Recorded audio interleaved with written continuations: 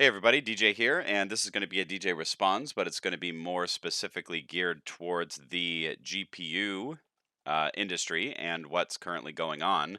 Please take a moment to like and subscribe the channel and this video. That really helps me out. And what we're going to do first is I'm just going to give you an overview of what's going on in the industry. So, if any of you have been paying attention to the industry lately, we're going to just do a quick look. New GPU, Nvidia. And you can see that there's basically a bunch of stuff on this. There is the RTX 30 series, which is the Ampere series. And over the course of the last basically year, at least, there has been a lot of chatter about the new RTX 30 series, what the specs are, and how it's going to compete with AMD's what's called Navi 2. So if you do a search for AMD Navi 2, or Big Navi or whatever, you'll see that there's a bunch of chatter about that as well. And this goes way back. And basically, what I'm going to do is I'm going to try and give you my opinion on all this stuff and sort of give you a breakdown of what's happening right now. So let's really quick just take a look. And first, the big question, and here's some text that I have this really cool beveling effect in my new series. I show you how to do this in the Epic text series, which I'll put a card in right here if you want to check it out. But basically, the big question here that everybody has is, should I buy a new GPU?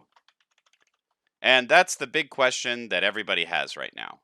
This is basically the big thing that everybody's wondering about. Is it a good time? Should they do it? And hopefully by the end of this, and I'll put a card right here to my series on understanding your computer hardware that talks about GPUs.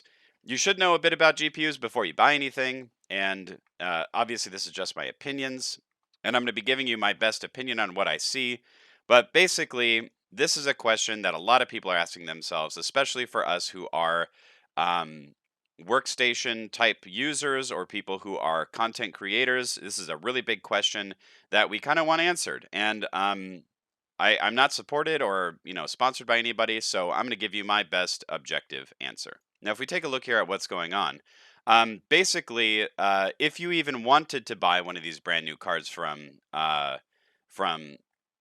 Nvidia, they're not available. They're basically sold out everywhere. You'll see here out of stock, out of stock. And this is the EVGA website here. But if you take a look at Newegg for the 3080, there's none. They're all out of stock. And there's a lot of speculation as to why this is. I'm not going to go into the specific speculations or anything like that. But basically, it appears that they did not really have enough of these cards at launch to really fill in for the people who want it. So the people who are the consumers, they didn't really provide enough in the supply so that people who wanted these cards can buy them. So that's an issue already. And the two cards that are out right now by Nvidia is the 3080, which has some really great reviews from the model that was actually released by Nvidia, but not so much the third-party ones, which I'll get into in a little bit. And then the 3090, which is right here. And both of them, based on their specs and based on what I've seen, when they work properly, sounds amazing, especially for the price when you consider that the RTX 2080 Ti, which was the last generation model that did not have 24 gigs of VRAM, was around this price. And this is basically a what was called the Titan cards, but it's just kind of been relabeled the 3090. So I don't want to get too much into that, but basically what you're getting here, from what I can tell, is a very, very high quality card for, I mean, gamers, whatever, if you want to use this. I think this is like way more than overkill, but you're getting a really good price for a creator level card with a lot of VRAM. The only issue that I have here is this the memory type that they use. But for most content creators who are not in a professional work setting, as in like using a render farm or anything like that, this is an excellent card to use, albeit kind of expensive. But in the professional card world, and for what this is offering, this is a very, very nice price. Now, the big problem, and I'll get into some of the specs and everything later, but the big problem is that if you go onto YouTube and you just look up 3080 problems, there's all kinds of stuff. And what we've seen in the last couple launches by both AMD and Nvidia, which are the two main contenders here in the GPU market, their launches have been uh, problems. And we can speculate as to why this is, whether they're trying to just beat one over the other, in bringing their product to market, or uh, whatever you want to say about it. That's not my interest here, but the main thing here is that right when cards are released, like a brand new series, you really, and this is my opinion, you really don't want to buy those. I could tell you right now that I bought the Radeon 7 when it came out because I was concerned. Let me just do a quick search here for the Radeon 7 so you can see what I'm talking about. So I bought this card right when it came out because it had the 17 nanometer was basically, or sorry, 7 nanometer was a very small transistor size, which generally meant that you got a lot more bang for your buck out of the overall card usage when it came to power supply. It also had 16 gigs of HBM2 memory, which is very fast, high level professional uh, memory for the VRAM. And that this was, basically for the price that this was, which was $799, I believe, when it first came out. It could have been $699. I don't remember. And the 1 terabyte per second memory bandwidth. This was an amazing buy for a content creator. And albeit OpenCL, which is the structure that they use, whereas NVIDIA uses CUDA for their architecture. This is um, this was great. This was a really awesome buy, and I was concerned that it was going to sell out before I could get one, so I bought one. And when I bought it, I had a ton of issues. And you can see here, this is just something from February 14th, 2020.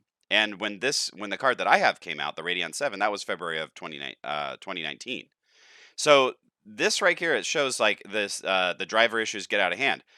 I know not only I had these issues with the drivers, but other people I know who bought these cards, the 5700 and the 5600 and all that when it first came out, they had a ton of driver issues and they actually changed or traded in their GPUs to get an Nvidia card, even if they had to spend more money and even if it wasn't as fast as these new cards because of the driver issues.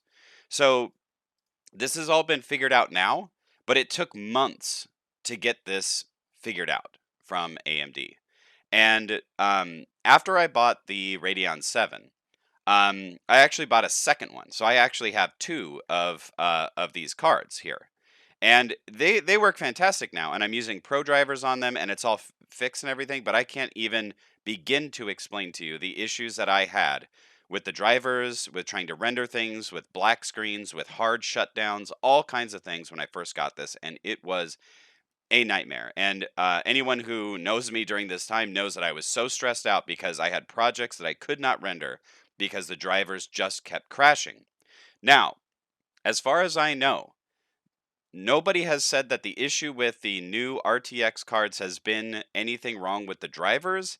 It's more so the hardware of third party graphics cards. And what I mean by third party is that if you look at Newegg here, these are all third party. Anything that does not say NVIDIA on it, if it doesn't say NVIDIA Founders Edition, pretty much, that means that it's a third party. That means that they get the card and the specs and everything from NVIDIA and they make their own cooling systems, their own shrouds, and put their own LED lights or whatever it is on those cards.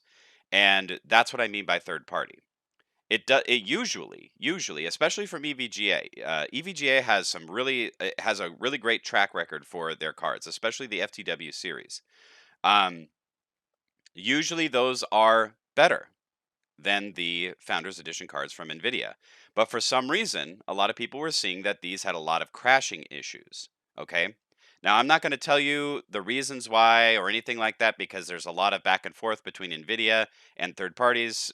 Third parties claiming that they didn't get the right specs from Nvidia, and Nvidia saying one thing, So I'm not even going to really get into that. But you can see here if you look around, and there's a lot of like, if you're not subscribed to these channels yet, especially Gamers Nexus, this gentleman right here, this dude is super awesome. He did like a video that basically talks about the issues with the capacitors and whatever. while he was mountain biking because he'd been working so hard on getting people information about these new cards. And they're a consumer agency, basically. They really want to make sure that you guys that we are getting good product, and they want to tell us what's good, what's bad, and the long and short of it. So I really think that if you want to know more about this, Gamers Nexus is perfect for you. Okay, so let's get into some of the nitty gritty of the specs, okay? And I'm just going to compare it to what I have because it's what I have, and I want to try to show you some of the information about the differences between the two. Okay, so right now I'm on Technical City, and I have the Radeon 7 here and the RTX 3080. And if we look at the general information here, don't really worry about the performance rating because a lot of this does have to do with gaming related benchmarks and not so much what you get out of workstation stuff. But I just want to talk about some of the details here. So you can see right here, this was released in February of 2019. This one is basically almost 2 years later. So, 1st of September 2020, price is about the same. Okay. So, launch price and the price right now because it's unavailable is 750 because of scalpers. Okay. So if we look down here at the technical specs, you can see that there's pipelines here. That basically means these are the amount of things that can actually do the compute power. Okay, and this has more than double. Okay, than the Radeon 7, which is like, wow, you'd think that right away. That means that this should be 2 times faster. Okay, I mean, this is what a person who doesn't know anything about these things would think just by looking at the specs. The core and the boost, that basically just means this is a regular speed, and this is when it's really like working to get stuff rendered. Transistor count, this is how many basically like bits and pieces are kind of in it. So you can see there's, more than double once again. And then you have the process technology or the size of the transistors and everything. So 8 nanometers. So this one's a little bit bigger than 7. Generally speaking, the 7 is supposed to get more performance per watt, but that doesn't really matter right now. And then you can see right here the power consumption. So 320. And by the way, when the Radeon 7 came out, everyone was saying this is power hungry, it runs hot, all this sort of stuff. I haven't heard anything like that about the 3080, even though it is very power hungry.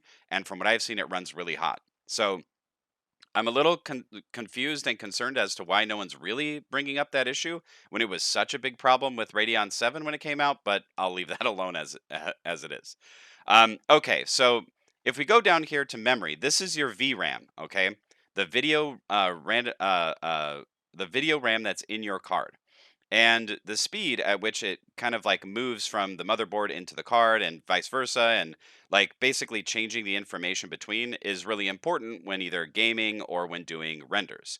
Now, you'll have to wait until there's actual benchmark stuff available for the 3080 versus, other ones that are out there for renders in Blender or any other program that you're using.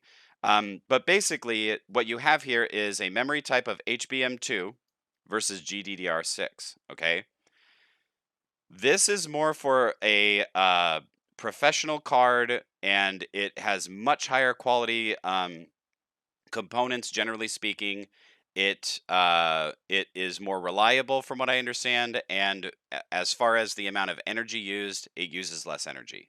So this is actually, in my opinion, a preferred memory type for a workstation computer, but this can also work just fine. A lot of people render on 1070s, 1080s. I used to have a 1070 that worked on GDDR, so it's just a different type of technology.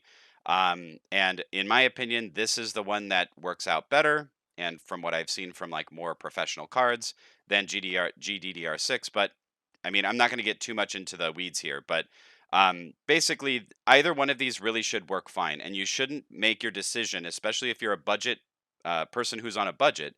You shouldn't choose something based necessarily on the memory bandwidth, but the RAM amount, which is the VRAM, that's very important. And for me, because I do a lot of renders in 4K and then I downsample.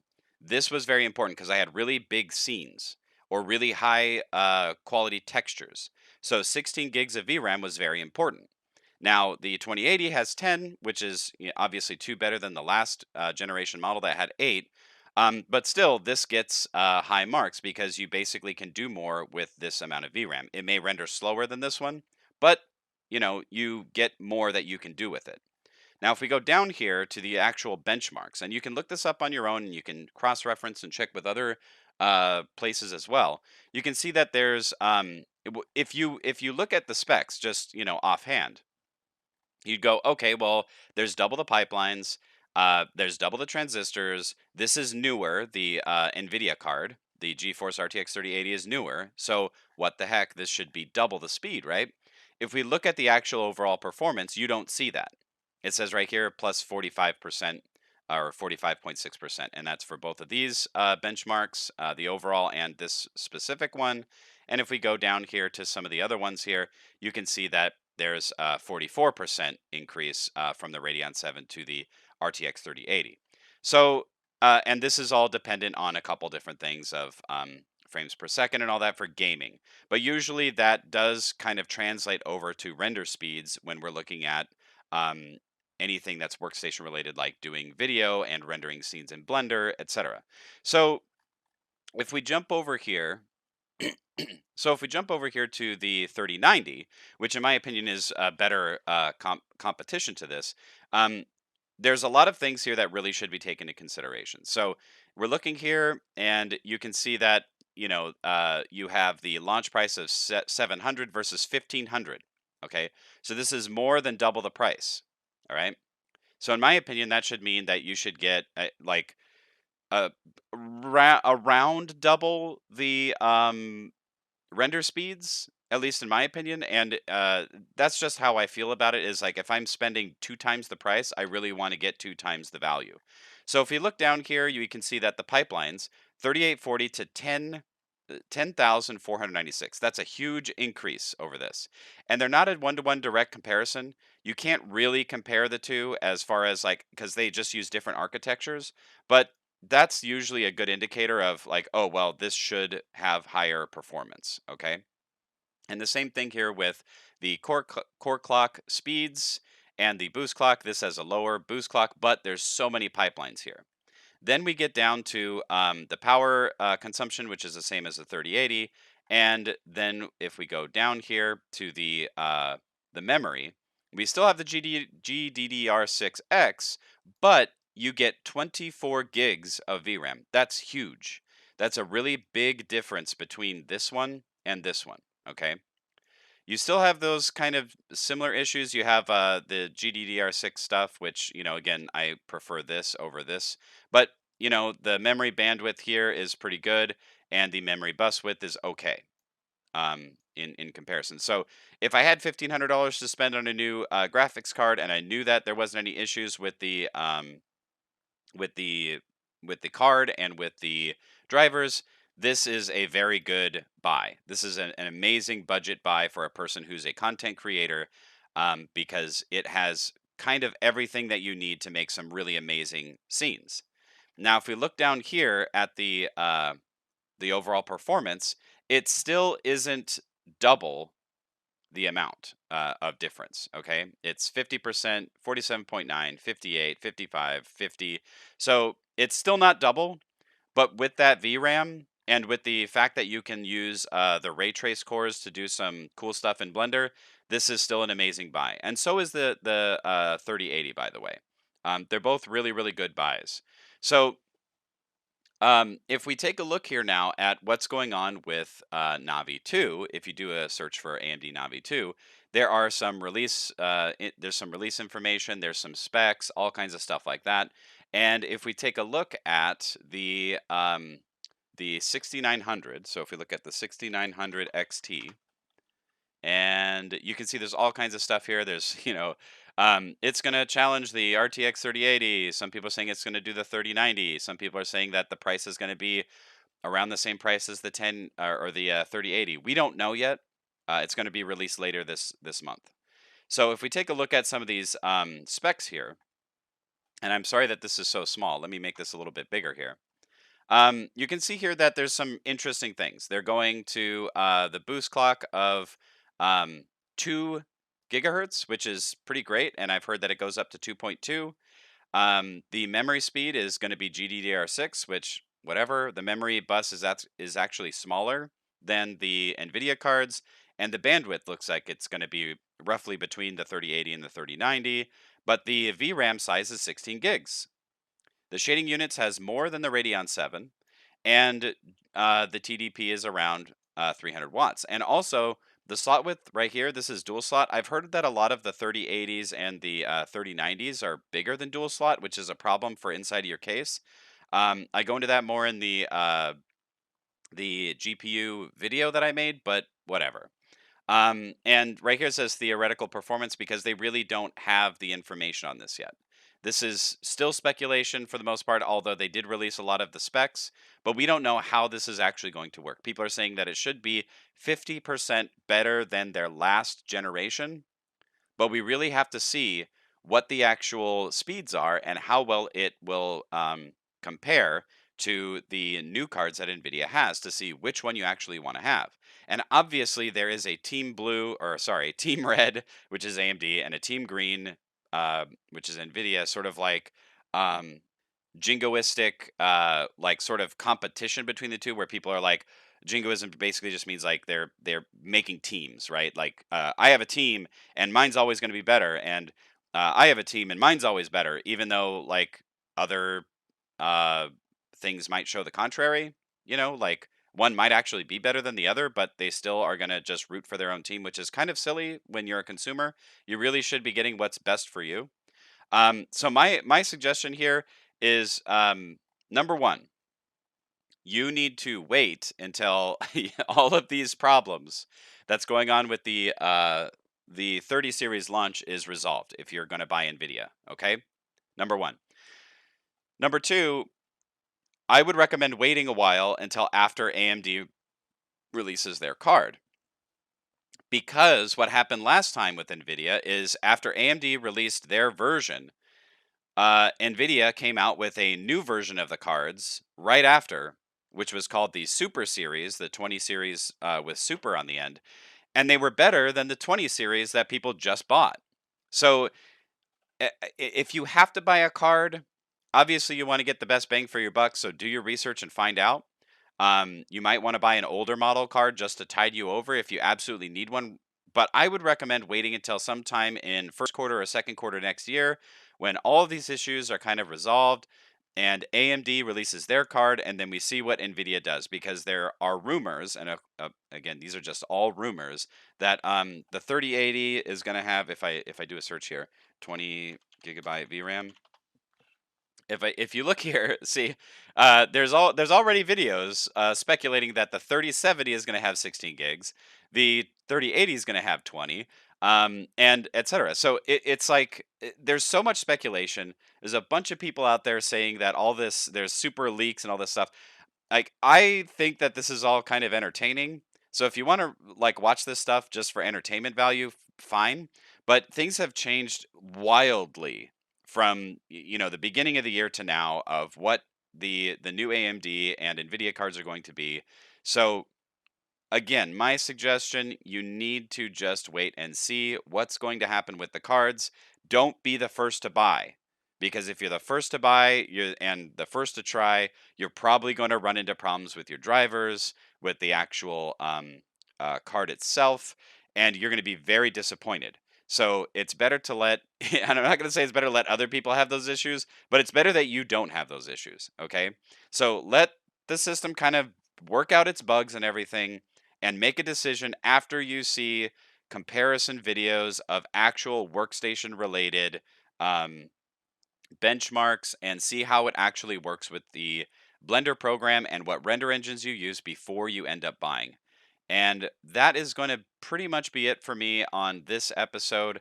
Um, and even if you wanted to buy something, you can't buy it right now anyway because they're all out of stock. Okay. They might come into stock at some point. But don't go and buy something super expensive on, eBay or something. Speaking of which, if you go on eBay right now, the cards that I have, the used ones and the refurbished are going for around the same price as I bought it, which is kind of crazy. And the new ones, like new versions of them, are going for like more than I bought it, or more than they were at launch. There's some down here for like 950, 1100. So that's pretty crazy. I don't really understand this. This is pretty insane for me. But apparently, these are a lot of people really like to use them for mining and for workstation use, especially if you use a Mac. They're excellent for Mac users. So again, that's going to be it for this video. Make sure to like and subscribe and do your research before you buy a video card. And if you like the video, please leave a comment below. And I'll see you guys next time on DJ Tutorials.